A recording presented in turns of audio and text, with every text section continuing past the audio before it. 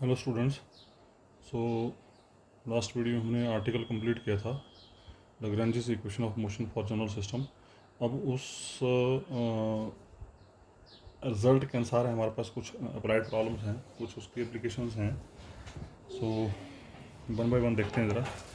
तो ये थोड़ा सा ध्यान रखना कि हर क्वेश्चन में यहाँ पे अलग अलग बीच बीच में कुछ चीज़ें ऐसी होंगी जो आपको रिटेन करनी पड़ेंगी। तो क्वेश्चन नंबर 31 देखिए, the particle of mass m moves under gravity on a smooth sphere of radius a।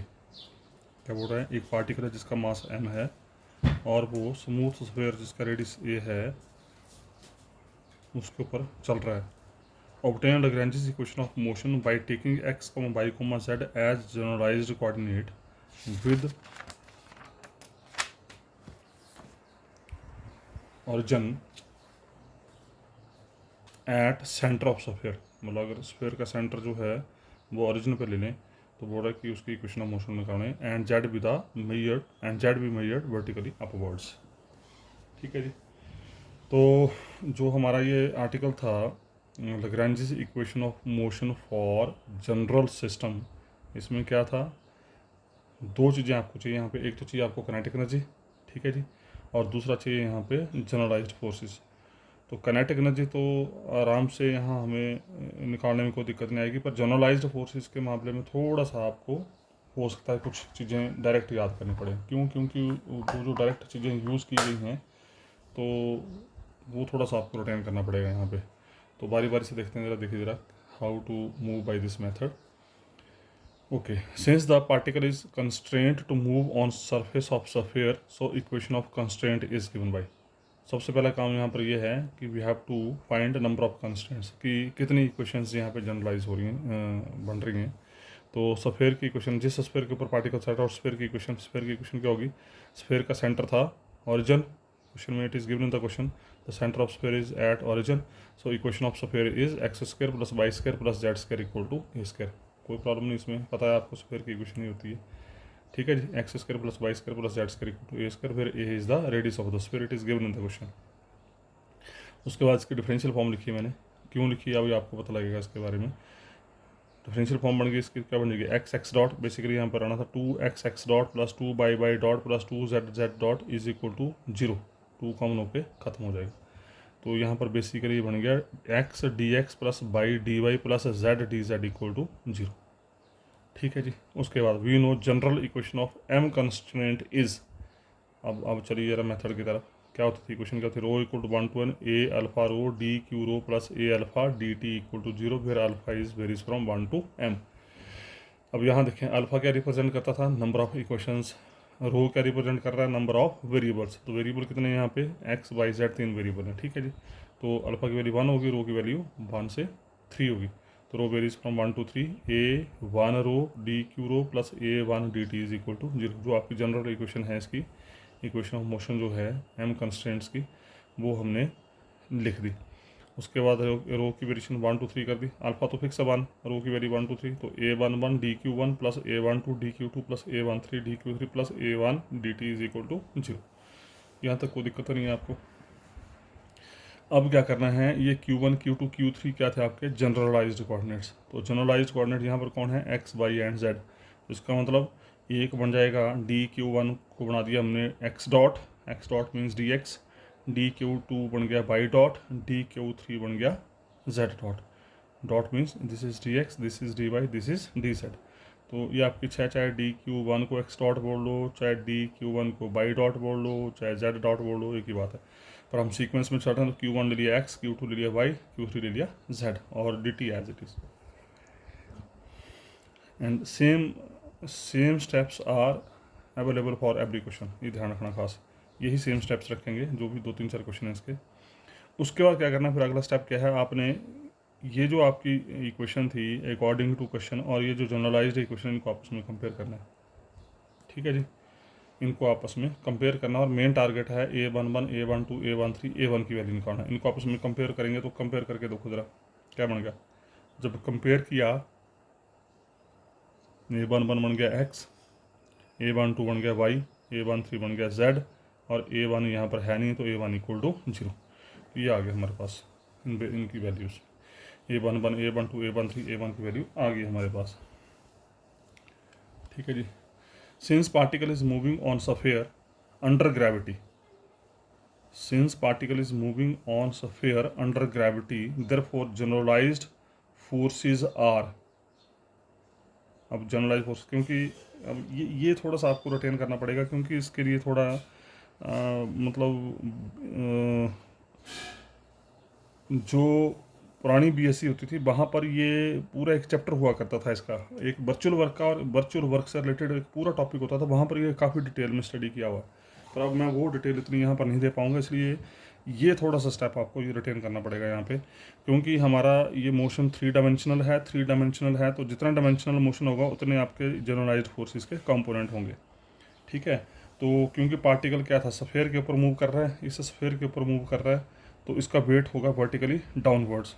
Downwards कहने का मतलब इसका वेट जो एक्ट करेगा वो एक्ट करेगा इस जेड डायरेक्शन में।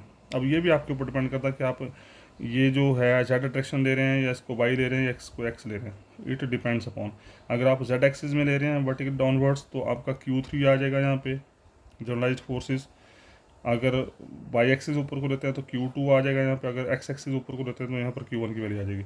क्योंकि weight is vertically downwards only in one direction तो अदर 2 डायरेक्शंस में जनरलाइज्ड फोर्स के कंपोनेंट जीरो होंगे। तो Q1 जीरो ले लिए, Q2 जीरो ले लिए, क्योंकि यहाँ पर हम जेड एक्सिस वर्टिकली अपवर्ड्स ले रहे हैं तो इसका जो वेट वर्टिकली डाउनवर्ड्स एक्ट कर रहा है that is equal to mg। और यहाँ पर इस जेड डायरेक्शन में जो कंपोनेंट आएगा इसका ए का that is equal to a sin theta. तो ये पूरा इसकी वैसे डिटेल है पर इस टाइम मेरे पास अवेलेबल नहीं है, तो you have to retain it mg a sin theta. तो थर्ड कंपोनेंट बचेगा हमारे पास mg a sin थीटा, बाकी 2 कंपोनेंट जीरो हो जाएंगे। तो जनरलाइज फोर्सेस मिल गई, क्योंकि इस मेथड में आपको 2 चीज़ें चाहिए, एक तो जनरलाइज फोर्सेस चाहिए, एक किनेटिक एनर्जी चाहिए, बस। अगर 2 चीज़ें मिल गई उसके बाद फार्मूला लगाओ एंड गेट द रिजल्ट। उसके बाद now we want to find kinetic energy, और काइनेटिक एनर्जी निकालने के लिए हमारे को वी स्क्वायर चाहिए, और वी स्क्वायर क्या होता है X dot square plus Y dot square plus Z dot square, because motion is 3 dimensional. तो X dot square plus Y dot square plus Z dot square, ये तो पुरानी बातें हैं। तो काइनेटिक एनर्जी क्या बन गई, T equal to half m v square means half m x dot square plus Y dot square plus Z dot square. ठीक है जी, ये आ गई हमारे पास काइनेटिक एनर्जी। तो काइनेटिक एनर्जी आ गई, जनरलाइज्ड फोर्सेस आ गई। Now we have the formula, and what is the formula? Formula is, we know Lagrange's equation of motion for general system is क्या था, dt of curly t over curly q rho dot minus curly t over curly q rho equal to capital Q rho plus summation alpha varies from 1 to m lambda alpha a alpha rho. This is the formula to calculate the equation of motion for this system. तो हम देख लेते हैं यहाँ पे रो की variation, ये आपका जनरल फार्मूला था जिसमें रो की वेरिएशन थी 1 to n और अल्फ़ा की वेरिएशन थी 1 to m। ठीक है, लेकिन इन दिस केस हमारे क्वेश्चन के अनुसार यहाँ पे रो की वेरिएशन क्या है 1 to 3, rho means number of variables, rho की वेरिएशन आ गई 1 to 3 और अल्फ़ा की वेरिएशन है only 1। Alpha means number of equation, तो नंबर ऑफ इक्वेशन तो हमारे पास एक ही है, तो अल्फ़ा की वैल्यू होगी 1, रो की वेरिएशन होगी 1 to 3। तो कितनी इक्वेशन बन जाएंगी, 3 इक्वेशन बन जाएगी। तो d D T of curly t और curly q rho dot minus curly t और curly q rho equal to capital q rho plus lambda 1 A1 rho, क्योंकि अल्फ़ा की वेरिएशन सिर्फ 1 ही है, अल्फ़ा की वैल्यू 1 ही है। अब यहाँ पर रो की वैल्यू 1 दो, रो की वैल्यू 1 दी तो d D T of curly t over करली Q1 डॉट आएगा, Q1 dot means x dot, मतलब Q1 को हमने बोला है जो Q1 है दैट इज़ एक्स, Q2 है दैट इज़ वाई, Q3 है दैट इज़ जेड। तो रो की वैल्यू 1 देंगे तो ये इक्वेशन बन गई, रो की वैल्यू 2 देंगे तो ये बन गई, रो की वैल्यू 3 देंगे तो ये इक्वेशन बन गई। ठीक है जी, अब बारी बारी से निकाल लो। अब नाउ टी को कैपिटल टी को with respect to X dot differentiate करो, kinetic energy with respect to X dot differentiate करो, फिर टी को with respect to X differentiate करो, जो आएगा उसको रखो, तो ये बन गया D D T of M x dot, T का derivative with respect to X 0, capital Q1 की वैल्यू 0 है, लैम्डा 1 इज लैम्डा 1, A11 की वैल्यू x है। तो फर्स्ट इक्वेशन आ गई d D T of M x dot equal to lambda 1 x। उसी तरीके से टी का derivative with respect to y dot, फिर टी का derivative with respect to y, Q2 की वैल्यू 0, A12 की वैल्यू y, ये रख दी यहाँ पे। और उसी तरीके से तीसरी इक्वेशन टी का derivative with respect to Z dot, T का derivative with respect to Z, ये आगे D D T of M Z dot, Q3 की वैल्यू थी mg a sin theta plus lambda 1, A13 था z। ठीक है जी, A13 था आपका z, तो ये बन गया mg A sine theta plus lambda 1 Z. तो ये these are the 3 equation of motion for this system. इसको थोड़ा और आप सॉल्व करके लिख सकते हैं। तो अल्टीमेटली बन गया m x double dot equal to lambda 1 x, m y double dot equal to lambda 1 y, m z double dot equal to m g a sine theta plus lambda 1 Z. तो कहने का मतलब ये हुआ कि यहाँ पर आपको सिर्फ और सिर्फ जनरलाइज्ड फोर्सेस थोड़ी सी आपको रिटेन करनी पड़ेंगी, क्योंकि उसकी डिटेल यहाँ पर अवेलेबल नहीं है। और उसकी डिटेल अगर करनी है तो फिर हमारे को पूरा वर्चुअल वर्क बड़ा प्रॉपरली ध्यान से पढ़ना पड़ेगा फ्रॉम बीएससी क्लास, तो फिर आपको ये डिटेलें मिल सकती हैं। तो आई थिंक ये छोटा सा कंसेप्ट है जो आप रिटेन कर सकते हैं। 3-4 ही क्वेश्चन हैं इसके मेथड के। तो this is the question according to the article Lagrange's equation of motion for general system. उसके बाद एक और क्वेश्चन देखते हैं ज़रा, ये बड़ा इंपॉर्टेंट क्वेश्चन है ज़रा जो है, देखिए ज़रा। फिर मेन चीज़ है यहाँ पे, एक तो 3 चीज़ें आपको जो है मेन फोकस कीजिए आप 3 चीज़ों के ऊपर। नंबर 1, आपने नंबर ऑफ कंस्ट्रेंट्स निकालनी है, जिनको आपने फिर जनरलाइज्ड कंस्ट्रेंट्स के साथ कंपेयर करना है। कंपेयर करके A1 A1 2 A1 3 A21 A2 2 A2 3 वगैरह वगैरह वगैरह निकालने हैं। उनको निकालने के बाद फिर आपने जनरलाइज्ड फोर्सेस निकालनी है, और जनरलाइज्ड फोर्सेस निकालने के बाद फिर किनेटिक एनर्जी निकालनी है बस। और किनेटिक एनर्जी निकल के उसका फार्मूला अप्लाई करो गेट द रिजल्ट। अब देखो ये क्वेश्चन क्या है। This question is very important question again. A cylinder is rolling down on an inclined plane of inclination 5। क्या किया, सिलेंडर मीन्स आप एक फुटबॉल ले लो, ये इंक्लाइंड प्लेन है, यहाँ पर बॉल रखी, और रखने के बाद बॉल क्या होगी, अब यहाँ पर बॉल रखी तो खड़ी तो रहेगी नहीं, वो क्या करेंगे नीचे को स्लाइड करेंगे, ऐसे स्लाइड करेंगे, नीचे को आ रही है ऐसे करके, ठीक है। और उस प्लेन की लेंथ दे रखी है एल, ये यहाँ से लेकर यहाँ तक ये लेंथ दे रखी है उसने एल, मतलब ये एल डिस्टेंस कवर करना है इस बॉल ने। यहाँ से चलती गई और यहाँ पर पहुँचना है। तो इस एल डिस्टेंस को कवर करने के दौरान क्या कुछ हुआ, find the Lagrange's equation of motion. तो बोल रहा पहले तो लैग्रेंजेस इक्वेशन ऑफ मोशन निकालो। Also find the velocity at the bottom of the plane. This is very important line here. Lagrange's equation of motion तक तो सही था, पर इसके बाद इसने ये जो लाइन डाली है, इसने बोला है कि जब ये बॉल यहाँ पहुँचेगी यहाँ पे, तो उस केस में इसकी वेलोसिटी क्या थी वो फाइंड आउट करनी है, and that part is important part here. तो क्वेश्चन क्लियर हो गया आपको ये। अब देखो ज़रा, अब ध्यान से देखिए ज़रा, ये बॉल है जो इस इंक्लाइंड प्लेन के ऊपर रखा है। पहले मैं इसकी थोड़ी सी जनरलाइजेशन डिस्कस कर लेता हूँ आपके साथ। मान लीजिए इस बॉल का जो रेडियस है that is equal to small r, ठीक है, ये इसका सेंटर पॉइंट, और इस बॉल का जो मास है दैट इज़ एम, तो वेट क्या बन जाएगा एम जी। तो जो वेट है वो M G vertically downwards act करेगा from the centre of the ball. अब ये जो चीज़ें जो मैं यहाँ पर हवा में बातें कर रहा हूँ, हालांकि मैं कोशिश कर रहा हूँ आपको एक्सप्लेन करने की, पर ये सारी की सारी चीज़ें बीएससी में बड़ी बेसिक्स तरीके से दे रखी हैं। बीएससी में एक पेपर हुआ करता था आपका डायनामिक्स करके, तो डायनामिक्स में ये चीज़ें बड़े अच्छे से एक्सप्लेन की हुई हैं। आई डोंट नो कि जो आज की डेट में सिलेबस में उसमें होंगे कि नहीं होंगे, लेकिन जो पुराने टाइम में सिलेबस होता था बीएससी में, उसमें वहाँ पर डायनामिक्स का बड़ा अच्छा कंसेप्ट, बड़े अच्छे कंसेप्ट थे वहाँ इसके रिगार्डिंग। तो वहाँ पर आपको काफ़ी डिटेल में ये चीज़ें मिलेंगी। पर चलो एनीवे कोशिश करते हैं, मैं एक्सप्लेन करने की कोशिश कर रहा हूँ यहाँ पे, ध्यान से सुनिए ज़रा। रेडियस ले लिया इसका आर, वेट हो गया इसका एम जी। तो यहाँ पर जो वेट होता है इस तरह की बॉडीज़ का, वो हमेशा वर्टिकली डाउनवर्ड्स एक्ट करता है सेंटर पॉइंट से। ध्यान रखना था, अगर बॉडी यूनिफॉर्म है तो सेंटर पॉइंट से एक्ट करेगा, अगर बॉडी यूनिफॉर्म नहीं तो कहीं से भी एक्ट कर सकता है, उसको हम सेंटर ऑफ ग्रेविटी बोलते हैं, ठीक है। जब उसकी लाइन ऑफ एक्शन को एक्सटेंड किया मैंने आगे, तो ये टच कर गई नीचे। अब ध्यान से देखना ज़रा, it is given in the question कि जो इंक्लाइनेशन है दैट इज इक्वल टू 5, मतलब ये जो प्लेन है it is maintained eight an angle 5, it is given in the question inclination is 5। जब मैंने लाइन ऑफ एक्शन को एक्सटेंड किया तो एंगल 90 डिग्री हो गया, तो ऑटोमेटिकली ये कितना हो गया 90 - 5, दिस एंगल इज़ 90 - 5। और मैं आपसे कई बार बोल चुका हूँ कि जब भी कोई फोर्स ना हो, m g is weight, weight is itself force, और इस सिस्टम के ऊपर इस टाइम आपको यही एक फोर्स नज़र आ रही है एम जी। जब भी कोई फोर्स किसी एंगल के ऊपर मेंटेन होती है तो that force is always resolved into 2 components, along x direction and along perpendicular direction. और दूसरी चीज़ मैं यहाँ पर कई बार बोल चुका हूँ कि जिस लाइन के साथ एंगल बनता है that line is always treated as x axis, ठीक है जी। तो इसका एक्स कंपोनेंट क्या आएगा, magnitude of force into component of this direction. तो इस डायरेक्शन का कंपोनेंट क्या होगा, cos of 90 - 5, because angle is 90। ये डायरेक्शन कौन सी है, एक्स डायरेक्शन, क्यों, क्योंकि इसके साथ एंगल मेंटेन्ड है। तो इसका कंपोनेंट क्या बन जाएगा, magnitude of force into component of this direction. तो magnitude of force is mg into component of this direction is cos 90 - 5, और cos 90 - 5 होता है sin 5। उसी तरीके से इसका वर्टिकल कंपोनेंट बन जाएगा magnitude of force mg into component of vertical direction, और वर्टिकल डायरेक्शन का कंपोनेंट क्या होता है, साइन। तो यहाँ पर आएगा साइन ऑफ 90 - 5, और साइन ऑफ 90 - 5 होता है cos। तो I think there is no problem. तो this force is resolved into these two components. इसका मतलब ये हुआ कि इस बॉल के ऊपर जो नेट इम्पैक्ट पड़ रहा है फोर्स का, वो किस किस का पड़ रहा है, इसका पड़ रहा है तथा इसका पड़ रहा है। लेकिन इसका मोशन किस साइड को है, इसका मोशन है डाउनवर्ड्स, एक चीज़। दूसरा मोशन क्या है इसका, एक्स वाई प्लेन में।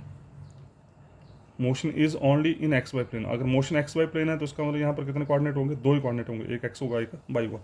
लेकिन फिर भी इसका मोशन ओनली किस डायरेक्शन में, ओनली इन दिस डायरेक्शन, सिर्फ इस डायरेक्शन में एक्ट कर रहा है। तो इसका मतलब इस बॉडी के ऊपर नेट फोर्स एक्ट कर रही है, वो ये फोर्स एक्ट कर रही है। इसका मतलब इस बॉडी के ऊपर जो फोर्स लग रही है वो सिर्फ और सिर्फ यही फोर्स है जिसकी वजह से ये बॉडी नीचे को आ रही है। अब ये फोर्स आपकी यहाँ पे न्यूट्रलाइज होगी, क्यों, क्योंकि ये फोर्स इस बॉडी को रोकने में कामयाब नहीं हो पा रही है, क्यों, क्योंकि बॉडी नीचे की तरफ आ रही है। तो इसका मतलब जनरलाइज फोर्सेस कौन सी होगी, सिर्फ और सिर्फ mg sin phi। तो this is the only generalise forces. ठीक है, तो इसको बोल देंगे हमसे दिस इज कैपिटल Q1, क्योंकि body is moving only downwards only in this direction, सिर्फ इसी डायरेक्शन में। तो दूसरे डायरेक्शन में जनरलाइज फोर्स क्या होगी, दैट इज इक्वल 0, क्योंकि नेट सारा सारा इम्पैक्ट इस फोर्स का कहाँ पड़ रहा है, सिर्फ इस डायरेक्शन में पड़ रहा है। तो क्योंकि हम एक्स वाई प्लेन में काम कर रहे हैं, तो एक्स वाई प्लेन में there are only two components. तो वन कंपोनेंट इज Q1, से capital Q1 is mg sin phi, mg sin phi, तो कैपिटल Q2 इक्वल टू 0। दूसरी बात ये भी कहीं 10वीं लेवल का कंसेप्ट है, ये होगी आर्क, यहाँ से लेके यहाँ तक, say this is x, this radius is r, and say at centre point angle maintained is theta degree. तो what is the relation between r, theta and x, ये भी 8th 9th लेवल का सवाल है ये। तो the relation between r, theta, x, r, theta and x is x बटे r equal to theta. वहाँ l होता था, x की जगह बेसिकली l होता था, क्योंकि l हम लेंथ के लिए यूज़ कर रही हैं, इसलिए यहाँ पे मैं x ले रहा हूँ। तो x बटे r यहाँ होता था l बटे r इक्वल टू थीटा। ये एक रिलेशन आप ड्राइव करते थे लोअर क्लासेज में। तो यहाँ पर इसका मतलब इस सर्कल की जो इक्वेशन ऑफ मोशन होगी, मतलब इस सिलेंडर की जो इक्वेशन ऑफ मोशन होगी, that motion equation of motion is x बटे r इक्वल टू थीटा। मैं फिर रिपीट कर रहा हूँ, यहाँ पर आपको सिर्फ और सिर्फ तीन चीज़ों के ऊपर कंसंट्रेट करना है। एक इस सिस्टम के कंस्ट्रेंट, दूसरा जनरलाइज्ड फोर्स, और तीसरा kinetic energy of the system. ठीक है जी, तो देखते हैं ज़रा। Since cylinder is constraint to roll down on an inclined plane, so there is only one constraint. Clear हो गया ये, cylinder is constrained to roll down on an inclined plane, so there is only one constraint, and that constraint is this. Let theta be angle described by the cylinder of radius r when it moves through a distance x. जब ये x distance cover करेगा, जब यहाँ से चलेगा ऐसे नीचे को, जब इसने x डिस्टेंस कवर किया, तो मान लीजिए angle maintained is theta, radius is r, so equation of constraint is x बटा r इक्वल टू थीटा। तो ultimately r theta is equal to x, r theta is equal to x। तो यहाँ से हो गया r theta dot equal to x dot, क्योंकि r is constant, radius of the sphere, theta आपका vary करेगा, x भी आपका वेरी करेगा, तो r theta equal to x। तो यहाँ से r theta dot equal to x dot. तो ultimately we write it as r d theta equal to dx, means r d theta minus dx is equal to 0। ठीक है जी, अब अगर ध्यान दें आप यहाँ पे, तो अगेन नंबर ऑफ इक्वेशंस कितनी है, 1, तो अल्फा की वैल्यू होगी 1। Alpha means number of equations, ठीक है। Rho means number of independent variable, generalised variable. तो वेरिएबल कितना आ गया, थीटा एंड एक्स, तो रो आ गया 1, 2। We know general equation of constraint is, ये आपको पता है, अल्फा की वेरिएशन 1 to m, रो की वेरिएशन 1 to n। तो लगा दिया अल्फा की वैल्यू 1, अल्फा की जगह 1 आ गया यहाँ पे, रो की वेरिएशन 1 to 2, और इसको समेशन को हमने खोल दिया, और खोलने के बाद ये कुछ इस डायरेक्शन में आ गया, a11 dq1 plus a12 dq2 plus a1 dt is equal to 0। ठीक है जी, अब इसको इक्वेशन नंबर 1 के साथ कंपेयर कर दो। dq1 ले लिया हमने dx, dq2 ले लिया हमने d theta, dt as it is. उसके बाद इसको नंबर 1 से कंपेयर करके यहाँ पे a11 a12 और a1 की वैल्यू मिल गई हमारे को। ठीक है जी, उसके बाद अगला स्टेप क्या, जनरलाइज फोर्सेस। जनरलाइज फोर्सेस मैं आपको बता चुका हूँ, Q1 होगी mg sin फाई और Q2 होगी 0। ठीक है, जनरलाइज फोर्सेस मिल गई। अब हमारे को ढूंढना है काइनेटिक एनर्जी। अब थोड़ा सा आपको यहाँ याद करना पड़ेगा क्योंकि जनरलाइजेशन थोड़ी सी, here kinetic energy is made up of two terms particular in this case. इस केस में kinetic energy is made of two terms. कौन कौन सी? Number 1 kinetic energy of translation. ये ट्रांसलेशन की बात अगर आपको याद हो, ट्रांसलेशन और रोटेशन की बातें हमने फ्लूइड डायनामिक्स फर्स्ट सेमेस्टर में की हुई हैं। तो एक तो काइनेटिक एनर्जी होगी due to translation, and due to translation kinetic energy is half mx dot square जो होती है, क्योंकि यहाँ पर रोटेशनल मोशन भी है कि बॉडी ऐसे गोल गोल घूम के नीचे को आ रही है, तो वहाँ पर आ गया rotational effect. And the kinetic energy due to rotation ये होती है आई थीटा डॉट स्क्वायर। याद करना आपने इसको, यहाँ मैं आपकी कोई हेल्प नहीं कर पाऊंगा, यहाँ पर आपको इस चीज़ें रिटेन करनी पड़ेंगी। I theta dot square where I is movement of inertia, ये आई होता है movement of inertia, and I की वैल्यू होती है 1/4 mr स्क्वायर।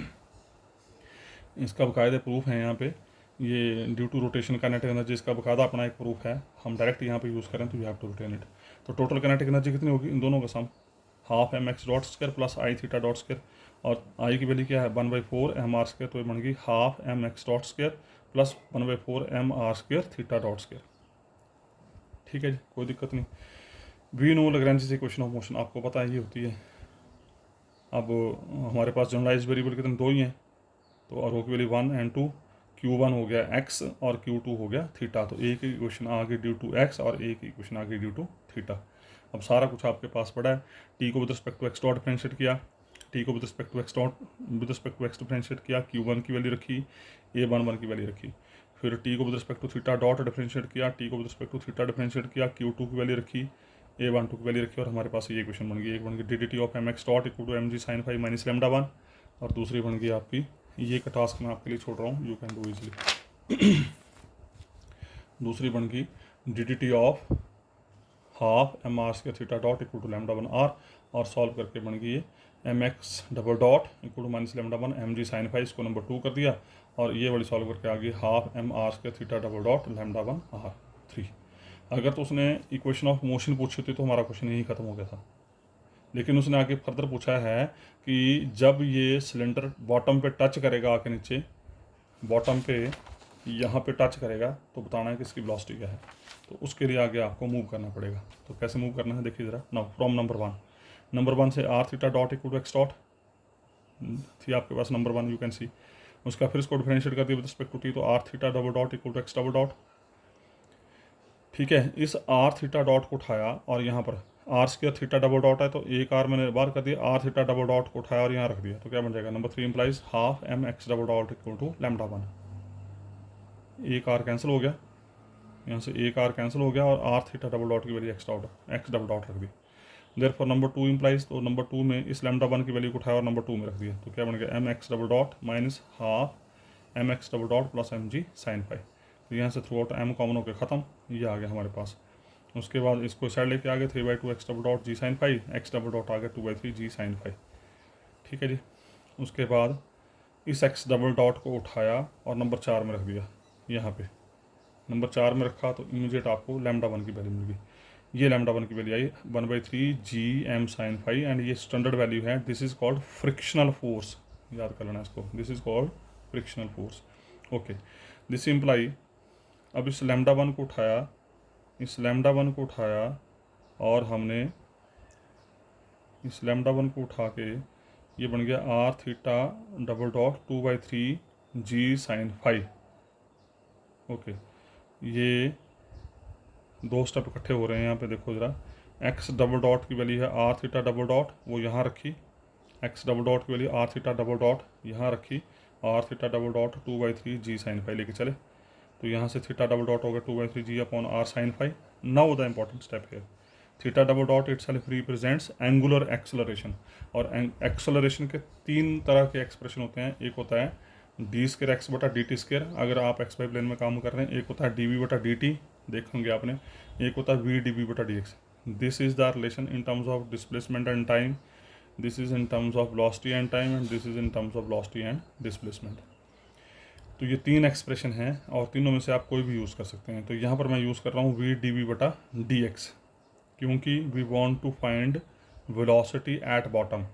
अगर आप बोल रहे होंगे वेलोसिटी तो यहाँ से भी निकल जाएगी, लेकिन यहाँ पर मैं डिस्प्लेसमेंट और वेलोसिटी को लेके यहाँ पर वेलोसिटी की बात करूँगा, क्योंकि आपकी टाइम पीरियड का कोई यहाँ जिक्र नहीं है। क्वेश्चन को अगर ध्यान से देखें तो वहाँ पर आपको प्लेन की लेंथ दे रखी है, प्लेन की लेंथ लंबाई दे रखी है, मतलब एक्स की वैल्यू दे रखी है। तो that's why we are using acceleration in terms of V D we बटा D X in terms of V and X. ठीक है जी, उसका डी एक्स को पहले साइड लेंगे और बाकी मैथमेटिकल कैलकुलेशन है सारी डी एक्स को पहले साइड लेंगे। तो ये बन गया v D v equal to 2/3 g बटा r sine phi d x, v square upon 2 integrate कर दिया 2/3 जी upon are sine phi into x plus c. तो रिलेशन आपका आ गया वेलोसिटी और एक्स की टर्म में, वेलोसिटी और एक्स की टर्म में रिलेशन आ गया। ठीक है, वी और एक्स की टर्म में। तो इनिशियल कंडीशन है, ये भी मैंने आपको बताई थी कैसे निकालते हैं। तो इनिशियल कंडीशन कैसे निकालेंगे देखो ज़रा, कैसे निकालेंगे देखो ज़रा। जब x जीरो था मतलब पार्टिकल, अभी आपने एक्सपेरिमेंट स्टार्ट नहीं किया था इनिशियल स्टेज पे, जब एक्सपेरिमेंट स्टार्ट नहीं किया था तो x जीरो था। जब x जीरो था ऑटोमेटिकली वेलोसिटी भी जीरो थी। जब पार्टिकल स्टार्ट ही नहीं होता दोनों चीज़ें जीरो थी। मतलब बेसिकली इनिशियल स्टेज पे particle is at rest position, और जब रेस्ट पोजीशन में होती है कोई चीज़ तो उस केस में everything is zero, displacement is zero, velocity is zero, time period is zero, everything is zero. तो at x equal zero, velocity equal to zero. तो पुट कर दिए, c कितना आ गया, जीरो आ गया। यहाँ पे c की वैल्यू यहाँ रखी और उसके बाद हमारे पास बचा वी स्क्वायर इक्वल टू 2 को पहले साइड लेंगे 4/3 g upon are sine pi x. तो इसका मतलब ये जनरल फार्मूला आ गया वेलोसिटी का कि एक्स डिस्टेंस के ऊपर पार्टिकल की वेलोसिटी ये होगी। लेकिन उसने पूछी कहाँ पर, बॉटम में। तो बॉटम में एक्स कितना हो गया, एल। बॉटम में एक्स कितना हो जाएगा, एल। बॉटम मतलब जहाँ से चला और यहाँ पे पहुँचा, ये यहाँ से चला और यहाँ पर पहुँचा, ये दिस इज बॉटम। तो यहाँ से लेकर यहाँ तक एक्स की वैल्यू कितनी है, एल। जैसे एक्स की वैल्यू एल पूरी हुई तो व्हाट इज़ द वेलोसिटी। तो जैसे ही एक्स की वैल्यू एल पूरी हुई, जैसे ही एक्स की वैल्यू एल पूरी हुई तो वेलोसिटी आ गई v square 4/3 g upon are sine phi into l, which is the velocity of particle at bottom of the plane. So this is the article, काफ़ी इंपॉर्टेंट है। तो ये इसका दूसरा आर्टिकल आ गया इस Lagrange's equation of motion for general system के तहत।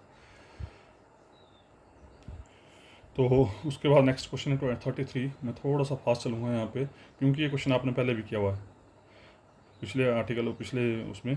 If amplitude of motion is small enough then using Lagrange's method of multipliers, इसको लैग्रेंजेस मेथड ऑफ मल्टीप्लायर भी बोलते हैं, इस जनरल मेथड को ध्यान रखना है।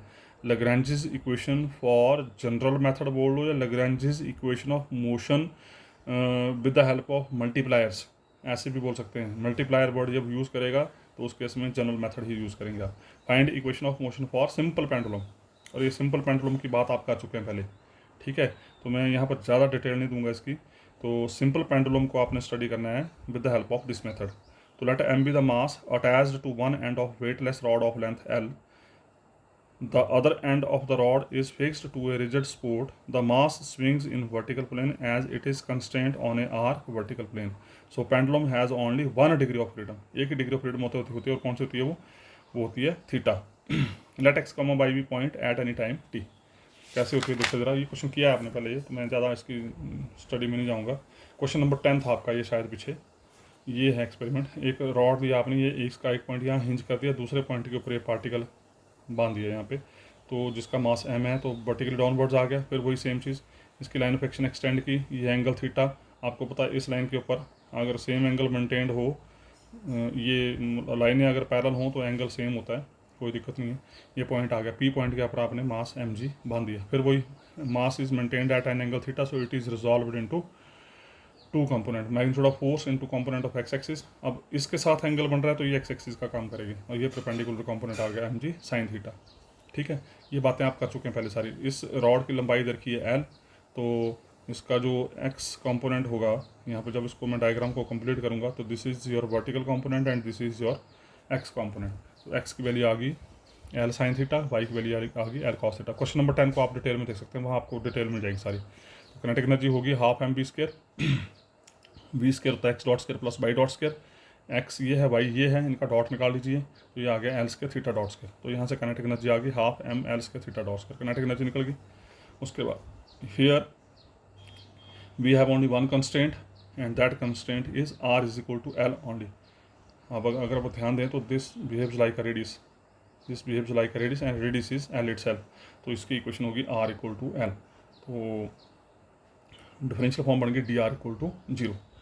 अब इस d r equal to zero को कंपेयर करना अपने जनरलाइज्ड इक्वेशन से। Now we know generalised equation of constant is, ये होती है अल्फा की वैल्यू 1 है because we have only one constant, rho की वेरिएशन 1 to 2 क्योंकि we have x y plane, तो रो की वेरिएशन 1 to 2। ठीक है जी, तो ये आ गया, रो अल्फा की वैल्यू 1 रखी, रो की वैल्यू 1 to 2 रखी, तो ये इक्वेशन बन गई a11 dq1 plus a12 dq2 plus a1t dt equal 0।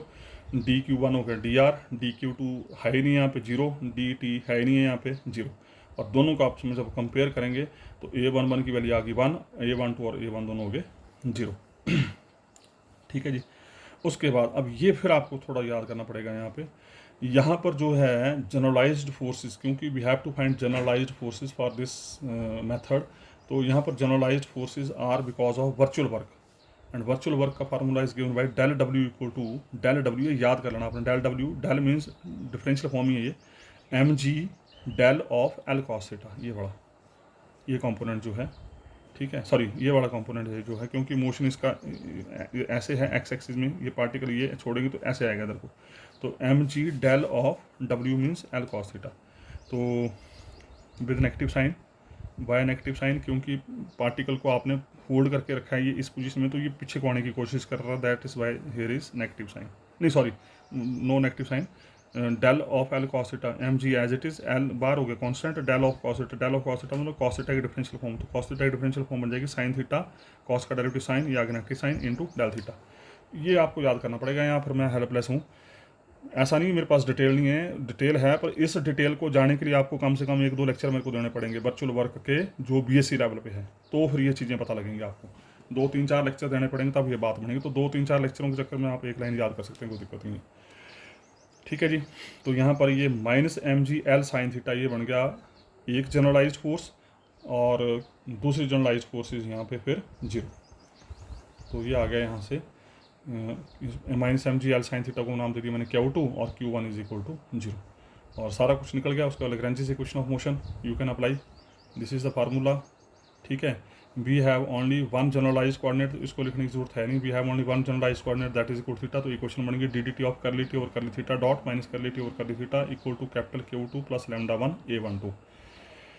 ऐसे तो एक्स और वाई है हमारे पास, एक्स और वाई हैं, तो एक्स वाली इक्वेशन लिख लो, लिखनी है तो लिखने में कोई हर्ज नहीं है, और वाई वाली में y is itself theta, क्योंकि मूवमेंट हमारी थीटा की है यहाँ पे, और उसके बाद अब टी को with respect to theta dot differentiate करो, with respect to theta differentiate करो, Q2 की वैल्यू रखो, A12 की वैल्यू रखो एंड गेट द रिजल्ट। ठीक है जी, तो ये इक्वेशन तो इंडिपेंडेंटली सेटिस्फाई, और इसको सॉल्व करने की जरूरत नहीं है, तो ये वाली इक्वेशन इसको सॉल्व कर लीजिए। अब d D T of this m common होकर ख़त्म, एल कॉमन होकर ख़त्म, तो ये बच जाएगा l theta double dot equal to minus g sine theta, l को वाली साइड लेके डी स्क्वायर थीटा बटा d t square equal to minus g upon l sine theta. आप यहाँ पर भी इसको छोड़ सकते हैं, थोड़ा सा आगे बढ़ना, because theta is very very small, this theta is very very small, अगर theta is very very small तो this sine theta is approximately equal to theta, तो इस साइन थीटा की जगह आ जाएगा थीटा।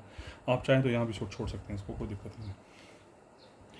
उसके बाद नेक्स्ट आर्टिकल है question number 34, derive Lagrange equation of motion for impulsive motion, this is very important. Impulsive, we know impulse force is very large force, सुना होगा नाम आपने, इम्पल्स फोर्स क्या होती है, this is a very large force acts for a very small time, very high force for a very small time, जैसे for example ये आपका अर्थक्वेक होता है, very large force for a very small time. We know impulse force is nothing but this is the change in linear momentum. अब ये सारा lower classes के concept हैं, जो इम्पल्स होता है this is change in linear momentum. अगर body का मास m है, फाइनल स्टेज पे मान लीजिए उसका मोमेंटम है mv2, इनिशियल स्टेज पे मोमेंटम है mv1, तो चेंज क्या आ जाएगी, फाइनल माइनस इनिशियल, तो इम्पल्स हो गया mv2 माइनस mv1, या चेंज आई ना, या rate of change of linear momentum, rate of change of p। ठीक है जी, तो where v1 and v2 are velocities at any time t1 and t2 respectively. t1 time period में v1 velocity, t2 time period में v1 and v2 are velocities at any time t1 and t2 respectively. So therefore I is equal to, I क्या था, mv2 minus mv1, तो उसको ये भी तरीका लिखने का, m integration t1 to t2, t1 से t2 के बीच में change, dt of v dt, मतलब mass into dt of v which is so got linear momentum. तो dt ऑफ v हो गया a, m अंदर गए तो m a वेक्टर बन गया f। आपको पता है इक्वेशन ऑफ मोशन होती है mass into acceleration. Consider the dynamical system which moves according to Lagrange's. अब हमने उस डायनेमिकल सिस्टम को लिया जो इस लैग्रेंजेस इक्वेशन के हिसाब से चल रहा है, तो that is equal to d of curly t over curly q rho dot minus curly t over curly q rho equal to capital q rho. अगर आपको याद हो तो आपका क्वेश्चन नंबर 3 आप देख लें। क्वेश्चन नंबर 3 था Lagrange's equation of motion for simple system की equation number 10, equation number 10 simple system की equation number 10, Lagrange's equation of motion for simple system की इक्वेशन नंबर 10, वो है ये dynamical system with which moves according to Lagrange's this equation. ये लेके चल रहा हूँ, इसको प्रूव करने की कोई जरूरत नहीं, हालांकि यहाँ लिखा prove it by that question, but you no need to prove it. Where q rho is generalised force, ठीक है। उसके बाद integrate with respect to t, ये जो इक्वेशन है इसको with respect to t integrate करना है फ्रॉम t1 टू t2। जब इंटीग्रेट करेंगे डी टी की इंटीग्रेशन खत्म, तो क्या बचा, करली टी और curly q rho dot t1 to t2 limit होगी, माइनस इसकी integration t1 to t2 curly t और curly q rho d T is equal to capital q rho की integration t1 to t1 to t2 dt। इसको कर दिया हमने number 1। Now for impulsive force, impulsive force क्या होती है, q rho is very large, time period is very small, तो q rho approaches to infinity and t1 t2 approaches to 0। In such a way, continuity में है ये, इस तरीके से लिया कि जे रो, ये अब नई चीज़ डेवलप हो रही है यहाँ पे, j rho equal to limit t1 approaches to t2 integration t1 to t2 q rho dt exist. मतलब ये चीज़ हमने इस तरीके से ली कि ये रिजल्ट एग्जिस्ट करे, और इस रिजल्ट को हमने नाम दे दिया j rho, and this is called this j rho, this j rho, this j rho is called generalised impulsive force and are calculated by the formula this. ये आपको याद करना पड़ेगा। ये जो जे रो था इसको बोलेंगे हम जनरलाइज्ड इम्पल्सिव फोर्स, एंड इसको कैलकुलेट करने के लिए आप फार्मूला यूज़ करेंगे डेल डब्ल्यू is equal to rho equal to 1 to n j rho del q rho, where del डब्ल्यू is a work which would be done in a general displacement by the impulsive force. बस इस impulsive force की वजह से कितना displacement हुआ, अब आप खुद सोच सकते हैं, वेरी हाई फोर्स तो automatically displacement is very small, ठीक है ना। तो ये वर्क डन हुआ, ये जो वर्क डन है this is because of general displacement by the impulsive force. But t1 t2 is very small interval, आपको पता है time period is very small, इसका मतलब q rho will remains constant in this interval, क्योंकि this is very small. आप खुद सोचें, आप टाइम पीरियड इतना स्मॉल है कि डिस्प्लेसमेंट को वक्त ही नहीं मिला। जब डिस्प्लेसमेंट को वक्त ही नहीं मिला तो ऑटोमेटिकली ये वेरिएबल क्या हो जाएगा, कांस्टेंट हो जाएगा, and q rho dot remains finite. So because it is very small तो automatically it is finite. But j rho is equal to limit t1 approaches to t2 integration t1 to t2 q rho dt, ये formula था हमारा। तो ये आ गया limit t1 to t2, limit t1 approaches to t2, ठीक है जी। Capital q रो ये नंबर 1 से integration t1 to t2 q rho dt, number 1 में आप निकाल चुके हैं, नंबर 1 से इसकी वैल्यू मैंने ये रख दी यहाँ पे, ठीक है। और इसको पूरे को नाम दे दिया मैंने यहाँ पे delta of curly t over curly q rho dot. This is just नामकरण और कुछ नहीं है। ये जो वैल्यू रखी मैंने यहाँ पे, इस वैल्यू को नाम दे दी, इस पूरे रिजल्ट को मैंने नाम दे दिया delta curly t over curly q rho dot, where delta is finite increment. So this imply j rho equal to delta, और curly t over curly q rho dot को फिर मैंने नाम दे दिया पी रो। अब ये पी रो नेक्स्ट सेक्शन में ज़बरदस्त रोल निभाएगा अपना ये, and this p rho which is given for curly t or curly q rho dot, this p rho is called generalized momentum। ये p rho है, इसको बोलेंगे हम generalized momentum, and it is given by curly t और curly q rho dot। और इसको भी आपने याद करना है क्योंकि नेक्स्ट सेक्शन में ये बहुत यूज़ होगा। तो hence increment in generalised momentum, इस जनरलाइज्ड मोमेंटम ये डेल्टा इज इंक्रीमेंट, जो इंक्रीमेंट आई this is nothing but this is your generalised impulsive force. So this is all about this article. Now the last question of this section, question number 35, discuss the classification of constraint with the help of example। और अगर आपको याद हो तो ये classification of constraint आप कर चुके हैं, I think it is question number 2, I think so, classification of constraint मतलब जो 8 किस्म के आपने सिस्टम स्टडी किए थे यहाँ पे, तो उन सिस्टम को with the help of example आपने स्टडी करना है। तो ये थे क्लासिफिकेशन ऑफ कंस्ट्रेंट्स। एक तो था स्लेरोनॉमिक, रियोनॉमिक, अगर आपको याद हो होलोनॉमिक, ठीक है। तो ये मैं बातें कर चुका हूँ पहले, तो मैं no need to explain these things again and again, so you can do easily. I think this is your question number था ये 2, शायद ये क्वेश्चन नंबर 2 था आपका। तो क्वेश्चन नंबर 2 को आप दोबारा से इसको देखते हैं, क्योंकि ये इस तरीके से पेपर में पूछा गया है ये, ठीक है। तो ये 8 सिस्टम थे वहाँ पर मेरे ख्याल से विदाउट एग्जाम्पल स्टडी किए थे, यहाँ पर विद एग्जाम्पल है। तो यहाँ पर क्लासिफिकेशन ऑफ कंस्ट्रेंट उसने विद एग्जाम्पल पूछे हैं यहाँ पे, ठीक है जी। तो यू कैन डू इजली। मैं इसको थोड़ा सा रख रहा हूँ यहाँ पे, हालांकि आप वहाँ से इसको देख के कर सकते हैं, पर एग्जाम्पल आप देखना है यहाँ पे। स्लेरोनॉमी का एग्जाम्पल ये है, रियोनॉमी का एग्जाम्पल ये है, होलोनॉमी का एग्जाम्पल ये है, एंड सो। और उसके बाद ये है हमारे पास next system number 7 and system number 8। तो इसी के साथ ये सेक्शन आपका कंप्लीट होता है। इसके आगे अब जो क्वेश्चन हैं आपकी पीडीएफ में होंगे, वहाँ पे क्वेश्चन नंबर 35 से ऑनवर्ड्स वो आपके लिए आप रहेंगे असाइनमेंट्स। उन क्वेश्चंस को आप खुद करेंगे और करके मुझे आप भेजेंगे, उसके लिए मैं आपको डायरेक्शन दे दूँगा। So thank you very much. इसी के साथ आपका ये फर्स्ट सेक्शन कंप्लीट होता है। Thank you.